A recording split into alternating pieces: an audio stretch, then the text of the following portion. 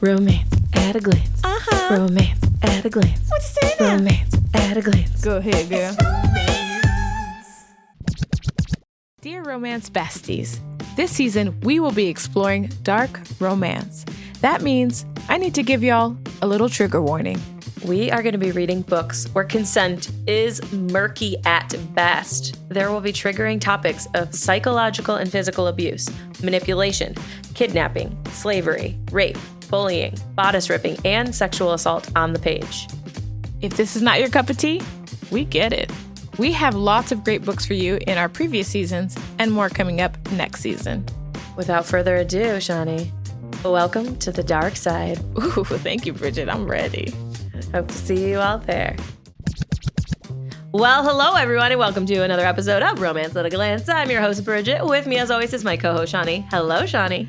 Hey, Bridget. I'm so excited because we have someone else on the line with us. Who do we got, Bridget? Well, we have our new dear producer intern named Jane. You guys, Jane is going to be around with us for the next 6 months, so get used to seeing her. Hi, Jane. How are you? Hi, I'm great. How are you? Oh my God, we are so excited to have Jane, you guys. She is a student in college, and we are very fortunate that she accepted our internship because she was so funny in her interview, and she loves reading books, and now she's getting embarrassed because I'm telling her all these good things about herself, but she's going to be the best. She's going to help us get on other people's podcasts. She's going to help keep me and Shawnee organized. All these episodes, when we are asking questions to the ether, Jane's going to help us answer them live as we go through. So we are in a fun new chapter, and we're so happy to have you, Jane. I'm happy to be here. Thank you. Shawnee, do you want to tell the people about what book we're reading today?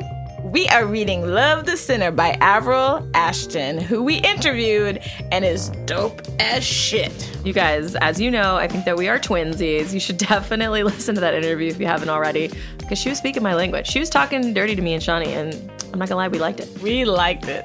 I was like, yo, that interview was a fucking great one.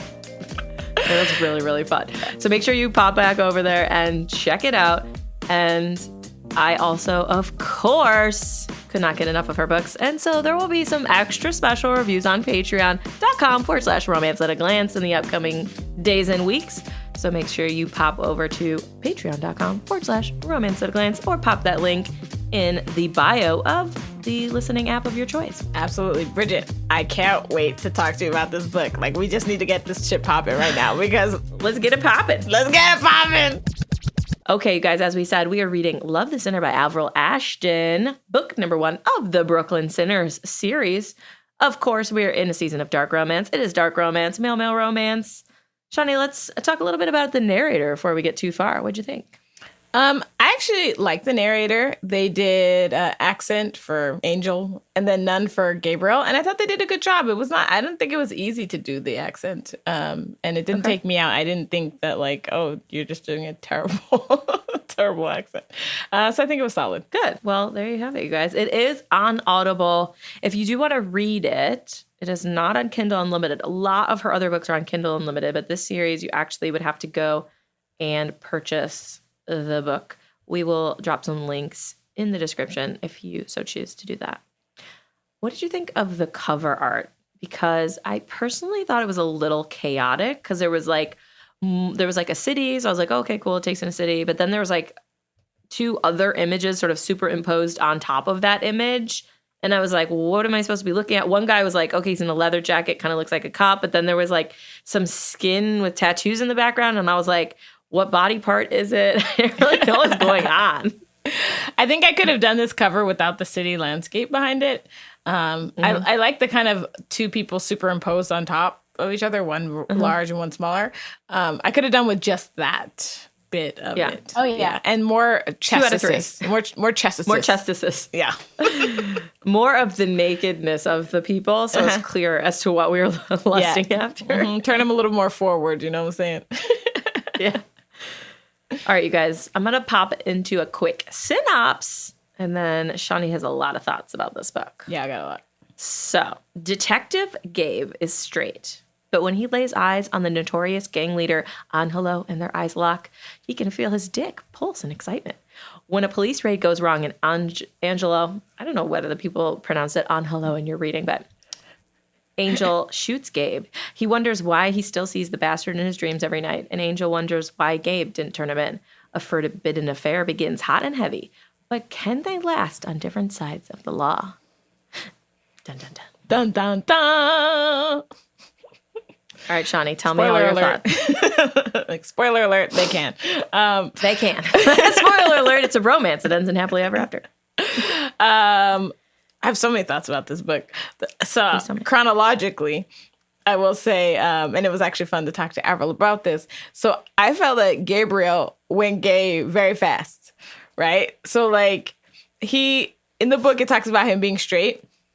And he's living with a woman. He's living with the a woman. Yeah, they've just kind of broken up. When he sees Angelo, he's like looking at his lips and noticing things about him and feeling tingly feelings or whatever. Yeah, and then wrong feelings. He just went with it. He was just like, you know what? This is what today's gonna look like.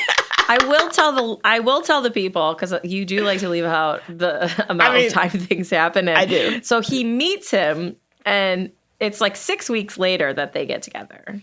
So it's not like because because Angelo shot him. Like, you know what, I'm gonna go suck that dick. I know, but I'm just telling the people. It didn't all happen in a day. He has over a month of time where he's dreaming about him every night. Yes, and still thinking about him. Yes, which I wasn't actually mad at the quick gay. Like the quick go gay. Mm-hmm. I was like, cool. I'm glad that I was actually glad the author didn't make me sit in the angst of the will I, won't I, will I, I'm not in the closet, I'm out of the closet, or whatever. I agree. I definitely would not have liked it if it was like, oh, will they, won't they? I do think she did two things really well. One was that his brother was gay, and his brother was like, so are you gay? And he's like, no, I just like him and am in love with him, which I thought was really good. And then the second thing was that he wasn't like automatically okay with being a bottom or like, you know what I mean? Like, so even though he was okay with being like starting something with Angel and he was okay with like starting to fool around, he definitely went in like a progression of what I would imagine someone who's never slept with a man would go with, is like he got his dick sucked first. Then like the next time like they're fooling around and he had sex with Angel. So he was the top.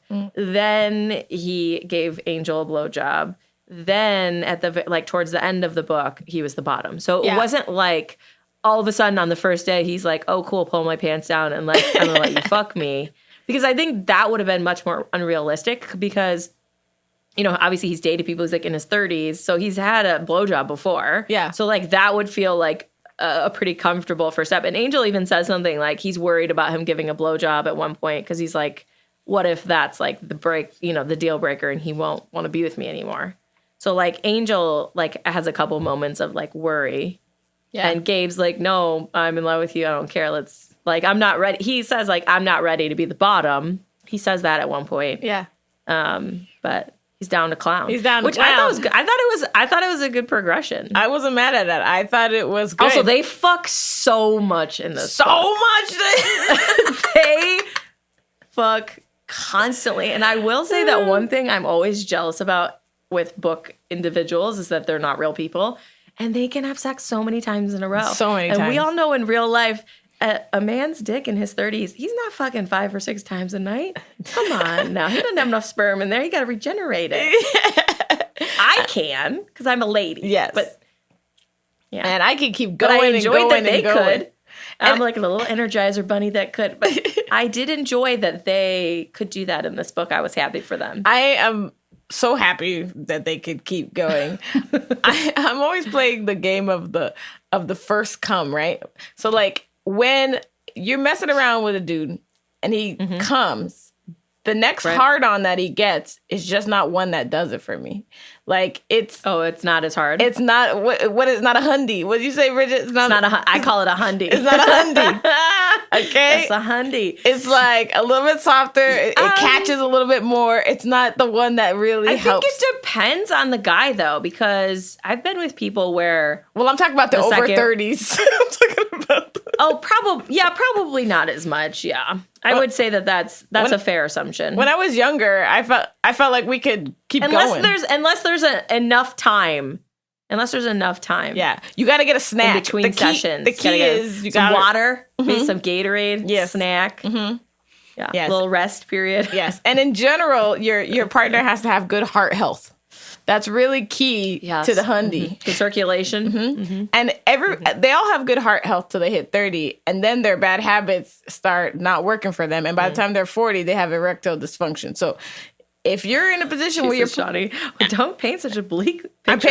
I'm painting a realistic picture because I'm dealing with this from a lot of my friends and family and other things who are not getting their hundy anymore. So I want to let people know. Make sure your partner is keeping up their heart health. They run in, get them a treadmill. Also, the first boner or fuck of the day, them a lot. That's the boner you want to get on. That's the one you want to get on for sure. That's the hundy. That's where you're going for.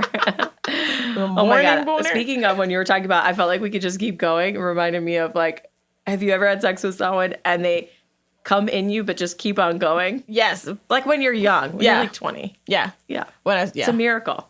It's like a miracle. I was having sex with someone one time and I started getting, like, I can only take so much. I'm only a human being. And at one point I was like, are you going to come at some point? Or like, what are we doing here? Because I am going to be very sore tomorrow. And he's like, oh, I already came. And I was like, when? When? He didn't even stop. I was like, oh, well, great. Well, He's like, we can stop if you want. And I was like, okay, cool. I like my partner to make noise. Like I've had partners who like orgasm and never make any noise. And that doesn't do it for me. I want to hear that shit. You know what I mean? Grunt.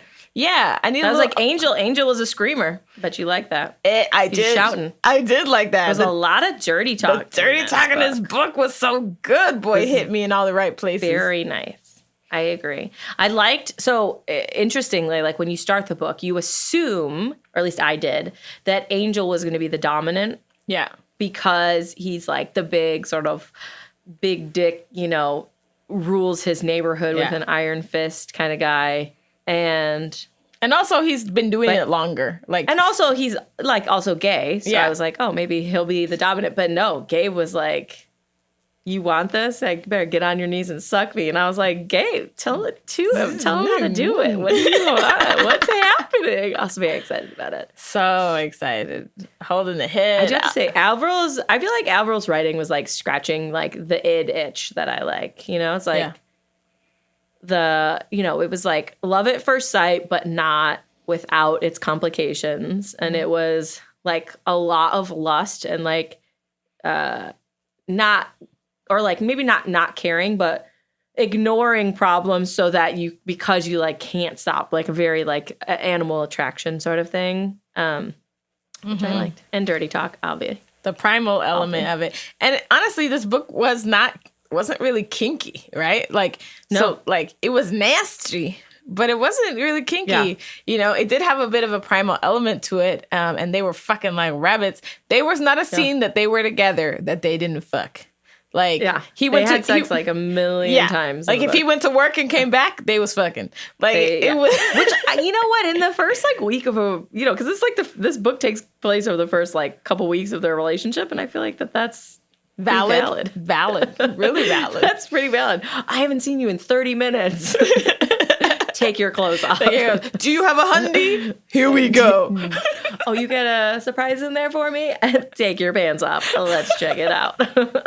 Yeah, for freaking sure. I enjoyed it. It was weird. It was also like super interesting, right? So Avril did something that I really love, which is she started the book in the action. And this is something we talk about. I was like, I don't need to know what actually happened at the beginning of the book, like by you informing me. Like, I don't need to know why Angel got brought in for questioning. Yeah. I don't give a fuck. You learn He's just there and they met. Exactly. You learn right away that his sister was killed and Angel gets taken into the precinct. That's where the book starts. Like, and I was like, that's kind of, and the fact that his sister got killed to me justifies how the book ended really well. Right. So like, there's a certain point where Angel says like, why am I still being the leader of this group? Like, why is it worth my mother? Is it worth my mother being threatened to my pride to be a part of this? So I actually really liked his rationale for ending up like getting out of the game because he'd already lost his dad and he just lost his sister. Is it worth losing Gabe too? Yeah. Because now he won't be with me and like, yeah. Yeah. sure. And so it made sense. I felt super justified. It didn't feel like he was just becoming a good guy. Like, because, you know what I mean? It felt like, oh, no, I have a lot of responsibilities and I need to let go of my ego and take care of them. Yeah. And like, I clearly can't keep them safe. And so I'm going to get out of this life. Shawnee, I would like to hear what you think about his solution to getting out. Do you mean like going to jail, taking the deal and going to jail and that sort of thing? Well, it's weird, right? So and while he's in jail, while Angelo's in jail, he writes a letter to Gabe saying like, we can't be together and you should just move on with your life. It's got to be this way, right? Because it's like 2 years. Because it's like 2 years that he's going to be in jail. And normally I feel like when people, do shit for the other partner's better good and they go away, that like, I'm like, you pussy ass bitch. It's a pab move. Pab move, man. Pab move. Pab move. But I did feel like, I did like that he served time, because in the book, I found myself wanting him to like have figured out a solution that got him no time. Like, I was like, oh, he's going to get out of it. He's going to get out of it. And it was like, no, he's going to serve 2 years of jail. And I was like, it's kind of dope. Except for that, Shawnee, the only reason he went to jail is so that he could kill his uncle in jail.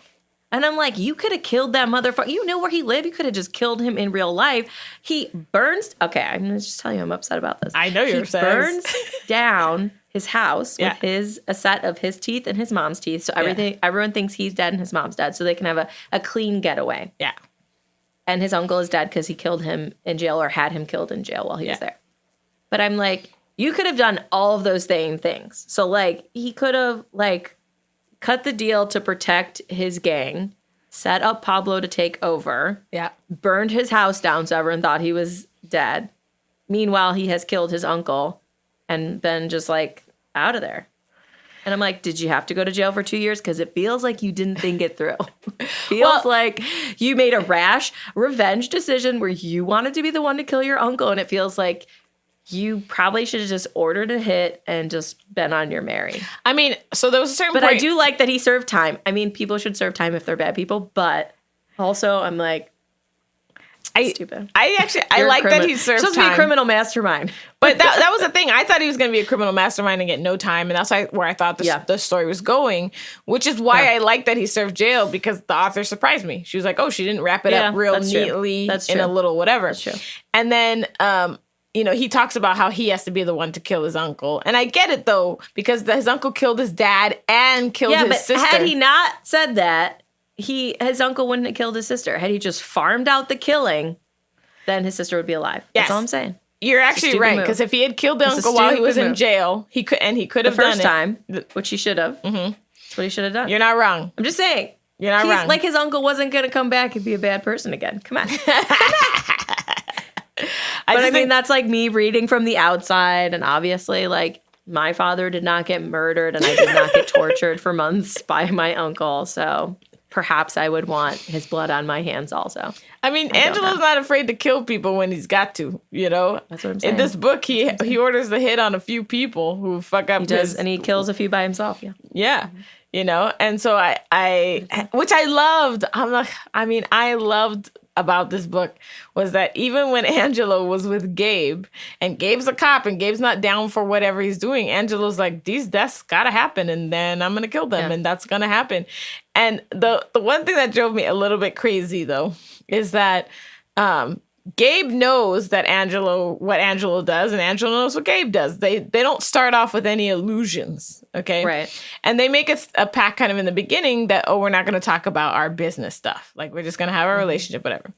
Gabe, at a certain point, is like, I need to know what you do. I want to know what's happening, blah, blah, blah, And so then Angelo... he's like worried because Angelo doesn't come home on time one night, and so he's like, thinks that something bad might have happened to him. But the only reason he thinks something bad had happened to him is because Angelo told him what he was going to do to run a guns deal right before he left. And that's because Gabe was like, I need to know what you do. So Angelo's like, okay, I'll trust you with this information. And then Gabe fucking acted like a little bitch and started whining and stuff. And I was like, you know that he's like a mobster gangster dude. Like, you guys don't ask for information that you're not ready for.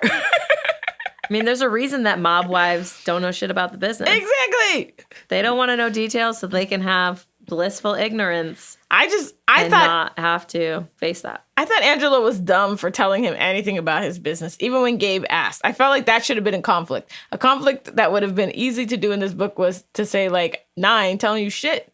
You still a cop, and I'm still doing what I do. We could fuck, we could cuddle, and do all that other stuff, but I'm not sharing my business with you. I'm just saying. I mean, I'm just saying. He did share. I mean, I feel that if I was a career criminal who murdered people, I would not trust the cop that I was having sex with to not tell other cops about what was happening. Yes. I do think Gabe was a little pussy ass bitch about that. He was. I mean, in general, the premise, and like also he was like under surveillance, but then no one ever saw him go to Gabe's house, which I feel like was like there was definitely things in this where it's like, okay, maybe that's like a slight plot hole, but like I don't really care. You know what I mean? Because like I feel like this book, like I was interested enough in the plot that it worked all the way through, and I wanted obviously them to be together at the end. The sex was frequent and very good. I liked his mom a lot. I thought his mom was hilarious when she showed up and she's like, hello, future son-in-law. Like, I'm your mother. I was like, that's too fucking cute. So, like, all the things that were working for me more than the things that I was like, that feels problematic. And also the book was not super, super long. So it's not like it took me like a million hours to get there. I felt like the book ended where it needed to end. I didn't feel like that anything got dragged on too much or too long or whatever. I felt like it wrapped up. Yeah. Wrapped up and the book was over. It wasn't like wrapped up again. We're going to wrap up one more time. One more wrap up. Yeah. I really liked that, Angelo was like, move on with your life. And then like Gabriel did. Like Gabriel got a new boyfriend, a little boy toy on the side or whatever. And Angelo had to see pictures of him kissing some other dude while he was in jail. Like I liked he didn't even have sex with them though. I didn't know if he had sex or not. I know that they fooled around a few times or whatever. He didn't because Angelo asked him, did you have sex with him? And he says, no, I couldn't because I kept comparing him to you. Got you. So like, and I'm like, that's just not who I am, Johnny. No, it's not who I am either. No, I would have fucked that dude if I liked him. I'd have fucked him. I am not that human being. Like, I remember the first person. So like I've only had 3 serious boyfriends in my whole life, one of whom I married. And the other 2, though, as soon as I was like, okay, we're not dating anymore, I super in love with them. But like, I was like, okay, it's not going to work out for whatever reason. The next dude, it wasn't like I was like, oh, I don't know if I can. I was like, come on, give me that dick. Let's go to Party Town. What are we gonna do? What you packing? What we doing? Oh man! And like, it's a little different, obviously, because it's a different person. But like, at no point was I like, oh, I don't think I can go through with it because I'm still too in love. Nah. I remember one time. Take me to Pound Town. Yeah, like I remember breaking up with my boyfriend one time, and I had like a friend who was like a love interest over a great amount of time, like where you keep missing each other, and you know one has a boyfriend when you're single, and vice whatever. Sure. And and so I remember breaking up, and during the breaking up, being very excited, being like, yes, what I'm gonna do as soon as this conversation is over. Time our time is here. Our time is now. Boy, let me tell you, I did that breakup and got in my car and headed right over, and it was a great night. That's fucking hilarious. That's a little bit brutal for your ex. I was not having sex with someone that same day. I didn't have someone in my back pocket. I couldn't wait. But the funny part was, it's like, when you watch Maury and somebody's like, Shawnee, I don't know when I watch. I've never watched Maury before. Well, I used to watch Maury at like 5 a.m. in college because I'd be a night owl and I'd be up all night, and I would end up watching like Maury or Ricky Lake or any of those types of shows. And there would always be these like ladies on there who like bring like 5 dudes up, and they're like, I don't know which one's the daddy, And I'd be like, how can someone not know who the daddy is? And I remember distinctly that night going, if I found out I was pregnant, I would not know who the daddy was. Mm-hmm. Yeah. I mean, I've never had sex with 5 people within No, a fertile month. That's But, definitely 2. Maybe 3. Definitely 3. But it was the first time I was like, you know what? I'm gonna stop judging people because sometimes you Let me get off my like, high horse. this horse too high for me. I'm standing on a high horse on a soapbox. Let me just get my ass down. It's too high up here. I mean, I think as long as everyone's consenting and everyone is using birth control. I mean, in that case, she should have been using birth control of condom variety or some other variety. You know, because if you're having sex with 5 people at the same time, like, you got to assume at least one of them, if not all of them, are having sex with other people too. If you're not using condoms, that's a lot of people chains. That's a lot of. It's a lot of STDs. It's a lot of calls chains. you have to. It's a lot of calls you have to make. Things you got to be worried about. Yeah, and I would definitely be like, okay, but you have to wear a condom. Yeah. Also, I don't want to get knocked up. As you guys who listen to the podcast are probably very aware, I used to have a deep fear of being knocked up. Justified by my 2 pregnancies in the first month I ever tried. So, yeah, I would not have allowed that to happen. No, sir. No, thank you. No, thank you. Oh man, but I this book I thought was I was just so excited about the fact that she leaned into the badness of this book, like you know, this was a dark romance. Yeah. Like he was murdering people and pretty happy to be. You know, it's not like he just shot that guy too. He tortured him a little first, and then he strangled him with a garrote to kill him, and then shot him in the head as like a final nail in the coffin. Yeah. I was like, this felt like a true dark romance to me. Everything we have been reading sounds like so far has been like these very like baby dark romances. Baby dark. I was like, oh, we get into there's a nightlight on somewhere. You know, this is in the dark. They're still trying to keep a little light on and keep a little, you know. This one I was like, oh, she just turned all the lights off, just dook. Yeah. Dude, and so originally, I don't know if you guys remember this, but Call the Coroner was the book that we were originally recommended to read from her, and that book is even darker than this one. I mean, that book makes this book look light. Yeah, that book is dark. Bridget's gonna do a Patreon episode of Call the Coroner. Yes, I will. And she told Jane and I the story of this, and I was down for it. I wanted to be on audio so badly. Yes. She said she's working on it. I need it to be on audio. I want to read it. I'm not afraid of like dark stories. I'm not afraid of dark stories. Like I don't necessarily like suspense. But you don't like suspense. I wonder what you'll think about that, Ben. Because this one had, like, the plot was not very suspenseful. Yeah. But Call the Coroner is not really suspenseful either. But there is definitely more of a suspense or like more like action romance sort of element to the other one more than this one. I will say. Some kidnappings, some whodunits. Some torturing, a lot of sex, a lot of dirty talk, a lot of choking. Some choking. I like choking. I do. I actually really enjoyed the sex in this book. So they were fucking a lot, and I actually thought I was gonna get tired of them fucking because that's how much they were fucking in this book. But I didn't. In fact, I rewound and was like, wait, where did he put what now? Let's just go back. Let's recap. Yeah. Sometimes you gotta put your fingers out and pretend you like there's body, you know, your fingers are a body and you're twisting them around and like, oh, okay, the head was over here. All right, the balls were under here. You know, like there's one of my quotes that I really really enjoyed. There was a lot of fucking nasty ass quotes in this book. But one was Gabe painted his man's lips with his cum, and I was like, yes, he did. Yes, you would have died. You would have died. Dead. Oh my gosh. They had a lot of cum licking and sucking and licking off of and feeding of. Which I was like not opposed to, but is not the thing that really does it for me. But I thought it was hot the way she talked about it. Listen, fucking cum is my kink. So I was like, where are we putting this now? Where are we smearing this? Where is it now? Oh, shooting all over. I like the. Oh my God.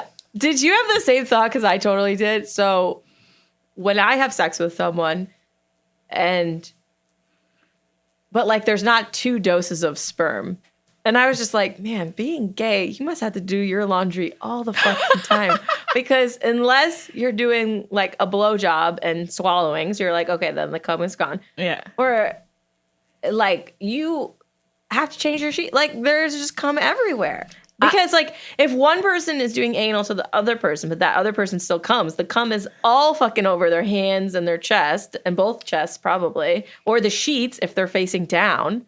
So then you got cum all over the sheets or all over yourself, and then the other person's coming in you are in a condom.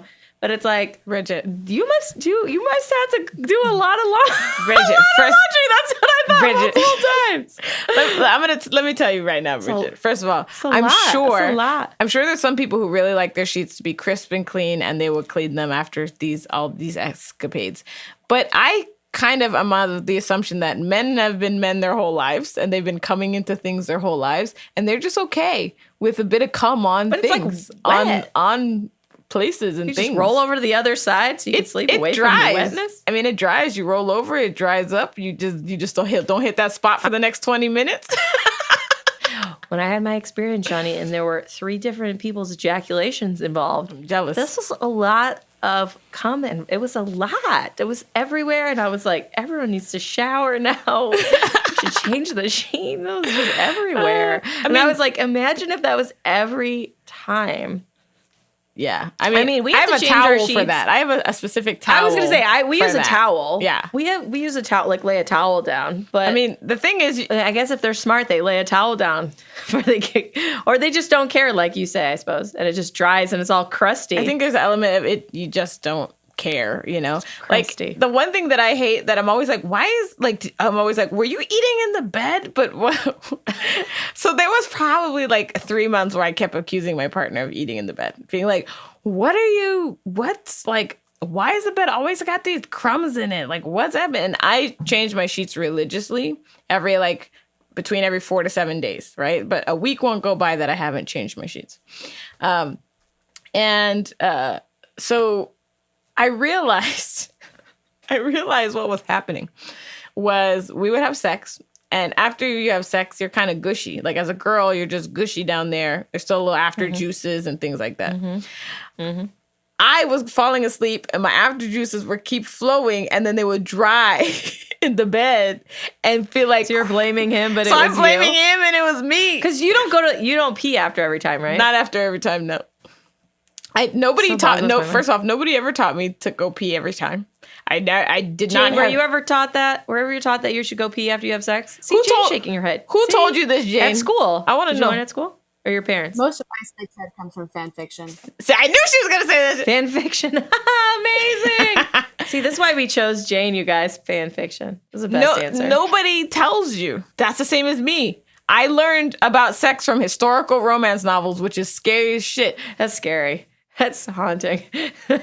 That's why we're here, you guys, to help you know what's normal and what's not normal. Apparently, you're supposed to pee every time after sex. Half the time, my body naturally does it. It just wants to pee or whatever. Half the time, I just fall asleep. And a lot like of pressure. Yeah, and I literally don't get UTIs. I had my first UTI recently, but in all my years, I never got a UTI. So like. I didn't have nobody talking to me about sex. I learned everything I know from fucking romance novels. I'm sure if I scan back through the chronicles of my sexual history, I have fallen asleep without going to the bathroom. But I would say it's got to be less than 10% of the time.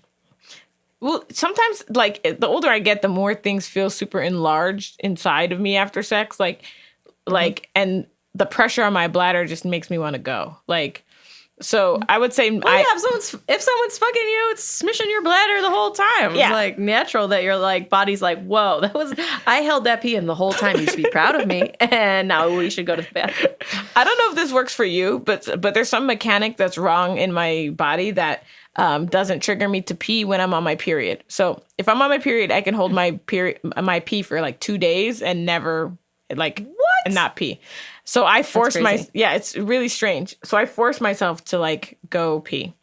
But when I think that same mechanic, it creates this weird pressure. Like if I have to pee, it creates this fun pressure that makes the sex better. Oh. Oh yeah, if you have to pee and you have sex, it's a great time. It's a great time. It's like ooh, I don't know what it is. It's just it's something real nice about it. Well, it's like because your bladder expands, so it's pushing down on all the nerves from the other side, so it's creating like a nice little competition. I like this. Yeah, it's nice. I like it's this. nice. I do have to say I've never gone 2 days without peeing, but when I used to work on set and it'd be like 17 hours, like all of a sudden after dinner, and we'd been there like 12 hours already, I'd be like, well, think I've taken a bathroom break today. Like, that's probably unhealthy. Oh well, I'll just keep on working. You know that you haven't peed like how much you're supposed to when you go pee and it doesn't end. Like you be sitting on the toilet and it just keeps coming. That trickle at the end lasts for like 10 minutes. And you're like, God damn it, I gotta do shit. I got stuff to do. I can't sit here and babysit this pee. Totally. I will say that the first time that I ever squirted, I was like, did I just pee? Oh my God. Am I so aroused that I just peed? Oh my God, Bridget. And then I was like, because like no one had ever told me that was a thing. Because I think I was like 20 probably, or maybe had just turned 21. So it was like my first boyfriend. And I remember me and him being like, doesn't like, we like went into a forensic. We were like, doesn't smell like pee. Yeah. We were like, what is this? We like didn't even know what was going on. It was like a whole, and I was like, well, let me go pee and see if there's pee in there, and then we'll know if it was pee. Like if I peed, then we'll know that it was pee. But if I have to pee, then maybe it's something. Like we like did not know what was happening, and it was a mess. Bridget, I never squirted in my whole life until 2 years ago. And I'm still not 100% it wasn't pee. Like, I did the same thing as you. Like, it happened, and I was like, it happened, and then I was like, literally, like, touching it, trying to smell it. Is this? And I was asking my partner, I was like, I peed. He's like, no, you didn't pee. I was like, that's pee. I peed on your bed. I'm so sorry. I think I just took a pee. That's what just happened right now. He's like, no, you didn't.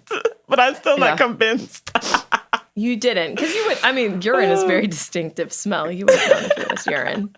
It was just so much and so thin. Yeah, like, and that's so much. I was like, you know, I never thought I could that I could do that. Like, I was like, oh shit, my vagina's capable of this. Yeah, it's a very strange like thing. My husband will be like, "Oh, girl, you peed the bed." Shut up. I like it's not peeing. You know that. Or sometimes halfway through, I'll be like, you better get a towel. Oh, my God. Good times. Shawnee, I think we should move on to our ratings. Yes, let's move on. Let's take a quick break. You guys, on that note, let's take a quick break. And we'll come back and we'll tell you our ratings. Dear Romance Besties, if you want to support the show, head over to patreon.com/romance at a glance to check out our awesome perks, including stickers, watching movies with us, naughty book boxes, and you can even be on the show. Can't be a patron? You can still support the show by purchasing books or things we recommend through our affiliate links on our show notes and our dope-ass website. Thanks for the commish. Or you can leave a review for the show on Apple Podcasts. Screenshot your review, send it to us on Instagram, and we'll send you some stickers. Now, Bridge, let's get back to the ratings. Yes. All right, we got eggplants all around today. What did you think about Gabe? I gave Gabe a 3. And here's why. Because I just didn't like that he was like trying to change Angelo when he already knew what the deal was. And I even picked the quote that he said at the end of the book that made me unhappy because okay, so he says, he's talking to Angelo and he says, I knew who you were, but I also had an idea of who I knew you could be. I never sought to change you, not once, but I thought maybe, just maybe, you'd see there was things out here worth more than the life you lead. And I was like, in this very statement, you're trying to change him. In the statement, you're saying you're not trying to change him. You knew who he was. He was never hid that from you. You know the life he leads. He's, he's done his best to be super honest with you. He even told you about his fucking organized crime, and then you flipped on him. Like, stop being a pab, man. Yeah, I agree. I gave him the same. What'd you give Angelo? I gave him a 4 because I liked that he was who he was. I liked his mom and their relationship. I liked that he just like showed up at Gabe's house and was like, yo, I'm gonna suck your life out through your dick. You're gonna like it. I also like that he was like more. He did lose a star for me because he started making all these decisions without actually consulting Gabe or talking to him about it or like getting his. Like, Gabe is a fucking police officer. You could have said, like, here's the deal I think I'm going to make. Do you think it's a good idea? Do you see any other options? Like, I'm sure Gabe could have helped him figure out a way to, like, you know, do things. Mm-hmm. And so I didn't like that. But I did like that he was down to clown. And he really, like, loved Gabe and was willing to, like, be patient with him and sort of bend over backwards. And, you know, he did want to, like, introduce him to his mom. And, you know, kind of claim him, took him to his special place, which I liked. I liked him. I agree. We rarely rate people the same, but we did today. It's true. I gave Angelo a 4 as well for all the reasons you said. And I said that I like that he did what he had to do. Like, I like that no matter what, he was still Angelo throughout the book. And he grew as a character, but it didn't seem out of the ordinary or like a put on, you know. And I really, really enjoyed that about him. And I felt like he was super patient with Gabe. And sometimes Gabe was acting cray. You know what I'm saying? It's true. It's true. Did you think they were more McDreamies or McSteamies? They were definitely McSteamies, but the sweet moments were definitely McDreamy. They had some nice sweet moments. They did, you know, and it was, They had a lot of steam. They were on fire. They were fucking on fire. Like, I was like, oof, let's rewind. I said that this book was like nasty, but not kinky, but it was like had a classy heart. I will concur with you, madame. I said it was nasty, but it was vanilla. Okay. Yeah, and it had a primal element to it that I would definitely say was there.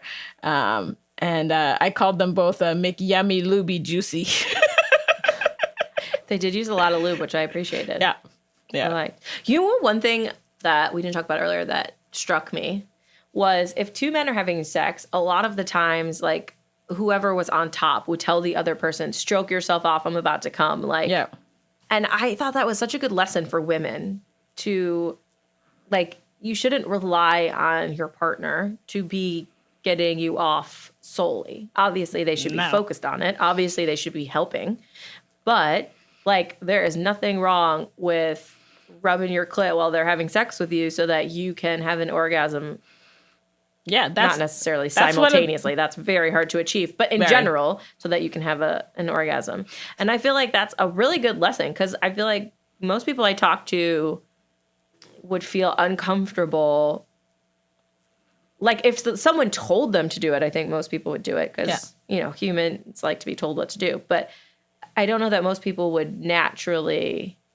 Well, when I was like essentially, like I feel like they would think that the guy would be worried that they're like masturbating because he's not doing enough. Like I feel like women are conditioned to not do that in sex. Well, I would agree with you, like in terms of my own experience, which was because I learned specifically in historical romance novels, I legitimately thought that we was gonna have mutual orgasms and his penis was gonna get me there. Like, that's how I started my sexual experience. It's terrible because it's not true. Like, one, not I definitely. think they say only like 10% or 15% of women experience vaginal penetration. Yeah, like I'm clitorally orgasmic, right? And I didn't even know that was a thing. Like, you are clitorally orgasmic, Shawnee. Thank you, Bridget. You so sweet. I didn't know that was a thing. Like, I didn't know you could be vaginally orgasmic or clitorally orgasmic. So I didn't know why it wasn't working. You know what I mean? Like, and I was just faking orgasms after faking orgasm after faking orgasms, you know, and telling every dude, oh, you're so great. You know, I was doing. And then it got to a point where I was like, I don't want to have bad sex anymore. I don't want to go further in my life having bad sex. So I'm just refusing to fake it and trying to figure out, you know, and it was a series of bumbling into trying to figure out what I liked, how I liked. And the reason that happened is because there were women online talking about sex and what you could expect and what should be and, you know, that sort of thing. And thank God for that, like, because otherwise, like, I would have spent many more years having terrible sex. But without, like, the use of, I don't generally use toys, but I definitely masturbate while having sex, especially, like, towards towards the end, like when you want it to be over, right? So if you don't want it to be over and you're just playing around, running around, doing thing, then sometimes not so much. But definitely if I'm like trying to get there, got to use some fingers involved in the process, you know? And then that shit just makes it really good. But I think you're right in the fact that I think a lot of people assume that the penis is supposed to get you there, and the penis is just another tool in your arsenal. Yeah, and that like the guy will feel like inadequate. I feel like a lot of women are like, our society is conditioning women to like not make the men in their life feel like they're inadequate, or like they don't know what they're talking about, or that you know too much or whatever. Yeah. And I encourage all of you who are listening to take your pleasure in your hand. Yes. And you tell him it's a team effort. It's a team effort to the finish line. It's not about one or the other. Everybody's involved. PSA of the episode. All right, Shawnee, what was your favorite line of this book? Ooh, what's my favorite line? I'll read you the one that I didn't read already, which is, okay, I picked this line specifically because there's so many times, my sister told me, like, one time, I was going on a date, she gave me all this advice, and when I came back, she was like, okay, what'd you do? And I was like, well, I asked him what his credit score is and whatever. She's like, you can't ask people what their credit score is. And I was like, if his penis is going to be in my vagina, I need to know his credit score. Like, that makes perfect sense to my brain. I don't know about anybody else's, but my brain, that's what makes sense. So I picked this line because of kind of that concept, which is, he says, so Angelo brings Gabriel to his like private home that he doesn't bring anybody to. That's kind of a secret. And he says, I can't believe you brought me here. It's so fucking personal. And Angelo says, you're in my arms and I had my tongue in your ass. I'd say we're pretty personal. Yeah, that was a good one. What you got? Okay, so this is towards the beginning of the book. Okay. And Gabe has just said to Angel, I want to kiss you just once to see like what it's like, and then I could forget you. And he says, so do it. They stand chest to chest. Figgins' warm breath caressed Gabe's forehead when he said softly, kiss me, cop, then try to forget me. And I was like, ooh. he knows you're not going to forget him. Ooh. And then my second one is in Bridget's Sexy Corner. Bridget's Sexy Corner.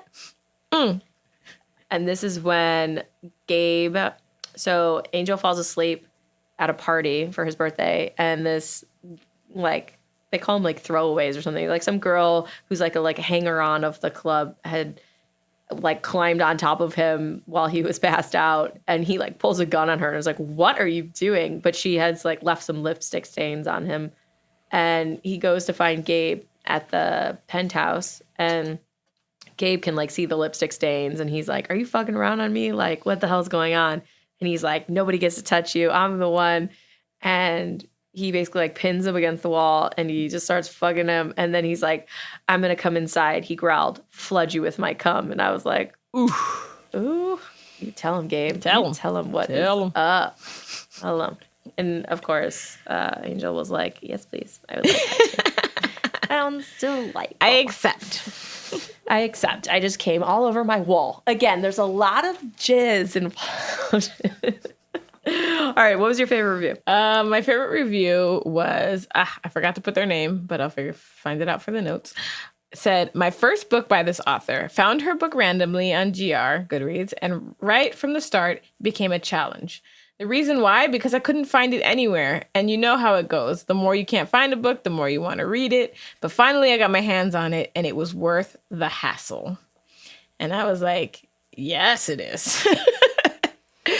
Find this book, readers, because treat yourself. Treat yourself. That's all I'm going to say. Just if you like dark romance, treat yourself. My review is from Trio, who gave it 4 stars and said, very good. I enjoyed it, even though it was a little silly sometimes how unrealistic it all was. The sex was hella dirty. ... There was a whole bunch of other stuff. But I was like, that about sums it up. I liked it a lot. It was a little silly, a little unrealistic. The sex was super dirty and prolific. And I was here for it. Yep. I was here for it. Mm-hmm. Yep. Shawnee, what was your official star rating? My official star rating is 4 stars. I gave it 4 stars. Wow. Yes. I was between a 4 and a 5, but I would say I gave it. Were you? Yeah, I was. I almost gave it a 5, but I think I'm going to settle for 4. I would say that I was between a 3 and a 4. I did like her other book better. I'm going to give it a 4 also. I liked her other book better that I read. But I in general like her writing style. I think the sex was bananas. The book I read it in one sitting. Also because I read it today, you guys, and I had to read it in one sitting, but I also would have read it in one sitting anyways. And yeah, I recommend it. I think you should go out and get it. Like Shani said, it is a little tricky to find, so you can go to our website and check out the page for this book. We'll have links to purchase, or you can also click the show notes or sort of like description of this episode on whatever podcasting app you are listening to us on. And there's also links to purchase there. Yeah. Treat yourself to this one-handed read. Well, Jane, how did you enjoy your first review episode with us? The ones I listened to before this were a little different, so some fun surprises from my end. I enjoyed it. I don't get to talk to anyone exactly like this. I do have some romance book friends, but not so detailed. Open and crazy? It's okay. You can say it, Jane. The people know us. No, I'm nice. I love Jane's tact. This is something I don't have as a human, is Very tact. tactful. And so I enjoy your tact. I'm tactful, so look forward to that in the future. Jane will tell you to All fuck right. off in the nicest way you possibly will ever hear it. That was Jane's way of saying, you guys are a lot. and you're filthy dirty. And you're really dirty. Jane, I will say that most of our episodes don't get this dirty just because the books aren't this dirty. So it all depends on the book. Shani, until next time, may your books be your lover. And your hand, your best friend. Bye, everyone. Thanks for listening. Subscribe to our channel to get new episodes, clips, and more. And click here to watch our previous reviews and author interviews.